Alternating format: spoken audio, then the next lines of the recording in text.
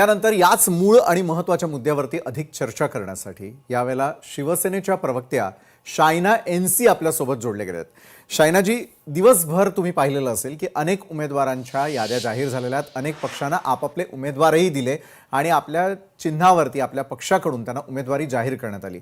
मात्र या सगळ्या प्रकरणामध्ये कुठेतरी घराणेशाहीचा मुद्दा सर्वात आधी समोर येताना दिसतो. आजच्या याद्यांवरती जर नजर टाकली तर भाजपच्या याद्यांमध्ये सर्वाधिक घराणेशाहीचे असलेले अनेक जण त्या ठिकाणी तिकीट मिळवताना दिसतात.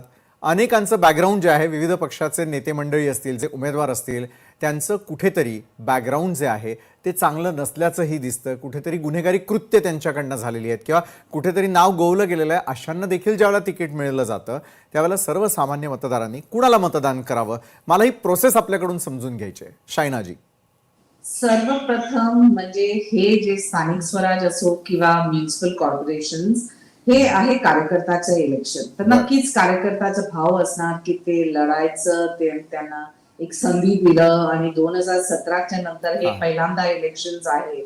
तर कॅन्डिडेट्स जिथे त्यांचे परिवारला प्रमोट करतात, बीएमसीच्या तुम्ही बघितलं तर डिनेस्टी पॉलिटिक्स घेऊन खूपच प्रश्न उतरलं आणि एक एक पक्षांना ते कधी कधी विनेबिलिटी सांगायचंय, कधी कधी हे सांगायचंय की हे ट्रेंडची गरज आहे.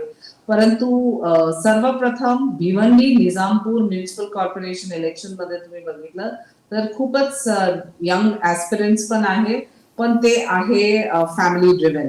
तर मला हे म्हणायचंय की जेव्हा फॅमिलीज मध्ये काम आहे, सपोर्ट बेस आहे, नेटवर्क आहे, तिथे त्यांना जिंकायला त्रास नाही होत आणि इट्स अ हेड स्टार्ट.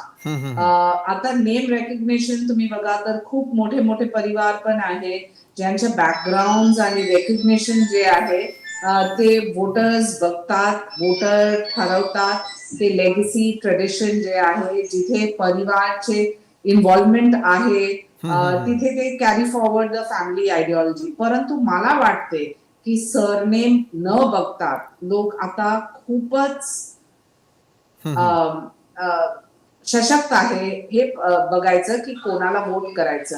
आणि जेव्हा वोट करतात तर ते वोट आहे काम बद्दल आणि हे परसेप्शन की तुम्ही कोणता परिवारचे संबंधित आहे तर तुम्हाला हेड स्टार्ट नक्कीच असू शकतो, परंतु तुमचं काम नाही तर ऑन ग्राउंड तुमची स्वीकारता नाही.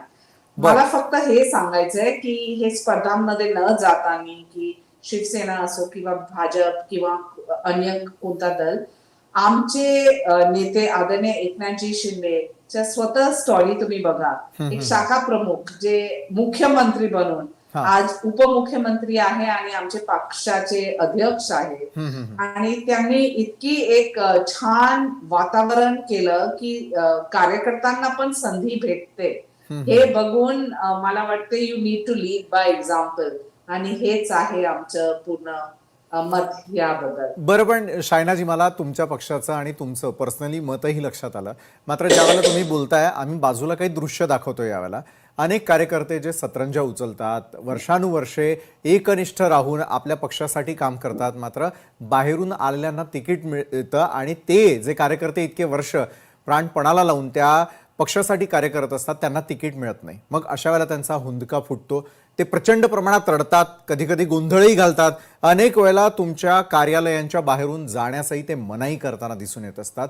अशा कार्यकर्त्यांना काय सांगाल? अशा कार्यकर्त्यांसाठी या निवडणुका नसतात का? हा, हे खरं म्हणतात तुम्ही आणि मी डॉज नाही करणार क्वेश्चनला. मला पण वाईट वाटते, पण एक कॉन्स्टिट्युन्सी मध्ये एकच उमेदवार असू शकतो, राईट? तर विनेबिलिटी क्रायटेरिया पण बघायचं आहे आणि आमची संवेदनशीलता आहे ते कार्यकर्त्याबद्दल जे ज्यांना संधी नाही दिलं. परंतु तुम्ही जेव्हा एक पक्ष मध्ये आहे तर सगळं लढणार तर काम कोण करणार ते पण बघा तुम्ही.